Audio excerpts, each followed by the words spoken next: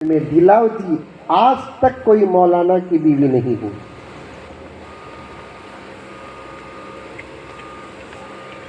گھروں سے سوال کا نہ آنا بھی پیسوں کی برکتوں میں سے ایک برکت ہے. سمجھ میں آئی بات؟ لمبی ہو جا رہی ہے بات.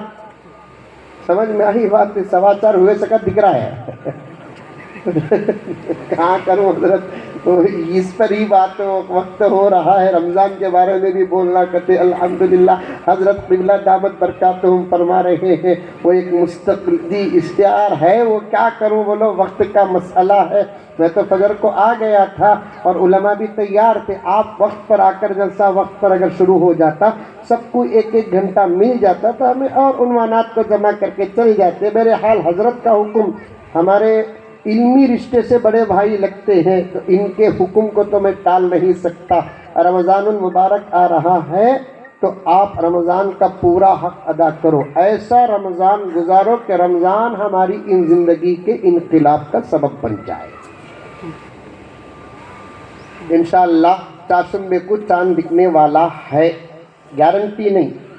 سمجھ میں آئی بات ہے؟ نہیں نا لندن سے آگا نا امریکہ، وہ سب چھوڑو بھائی. لندن سے آیا کہ امریکہ سے آیا، نبی کے زمانے میں چاند دن دکھنے کی خبر آسمان سے نہیں آتی تھی.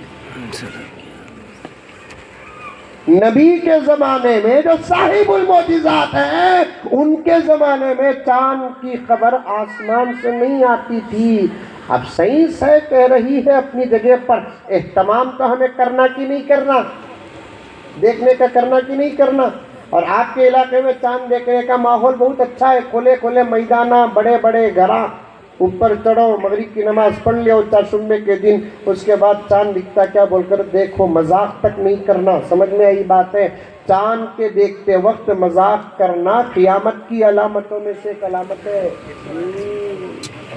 دیکھ رہے چاند کو بولتا. اس کے بعد انہیں دیکھتے سنتے ہی واٹس اپ کر ڈالتا دیکھ گا کو بولتا. اس کے بعد انہیں بولتا میں مذاق کرے یہ سب نہیں کرنا چاند کے، کیونکہ چاند کا نظر آنا کئی احکامات کے ساتھ جڑتا ہے. اس لیے چاند دیکھنے میں مذاق نہیں کرنا. باقاعدہ چڑھو اوپر. اگر آپ کے گھر سے دکھتا تو دیکھو، نہیں دکھتا بولے تو الگ بات ہے. اطمینان کے ساتھ انتظار کرو.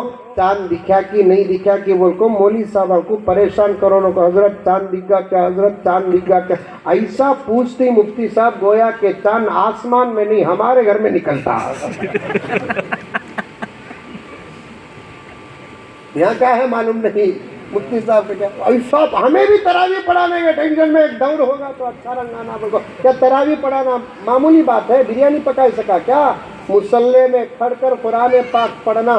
میرے ابا فرماتے ہیں تمہیں کیا کرامت ہوا میں اڑنے کی دیکھنے کی کوشش کرتے ہو، زمین میں گرنے کی کیا کوشش کرتے ہو، پانی میں مصلی بچھا کرتا نماز پڑھنے کی کیا کرامت ہے؟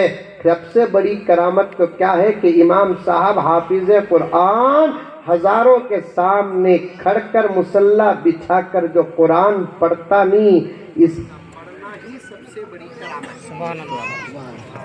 سمجھ میں آئی بات ہے؟ اس کا پڑھنا ہی سب سے بڑی کرامت ہے. کیا بھی انتظام ہے؟ چھوڑو پرواہ نہیں، پھر سن کو جا کو سنا جاتا.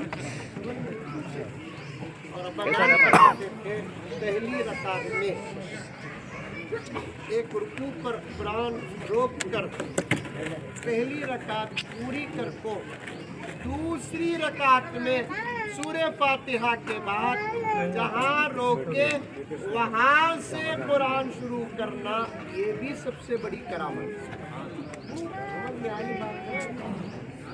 سالن بناتے بناتے بیچ میں فون آگا تو مرچی ڈالی کی نہیں ڈالی کی روک پہ آ جاتی. اور جب داؤد آیا تو نئی ڈالی پر یقین آ جاتا. نئی ڈالی پر یقین آیا تو اور ایک دو چمچے اٹھا کو ڈال ڈالتی.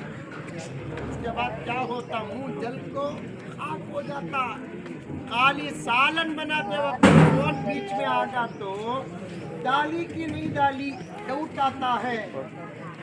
कुरान के एक रुकू पर पहुंचकर रुकू कर को 2 सजदे कर को फिर उठकर खड़े होकर सूरे फातिहा पढ़ को फिर जहां से छोड़े बराबर वहां से शुरू करना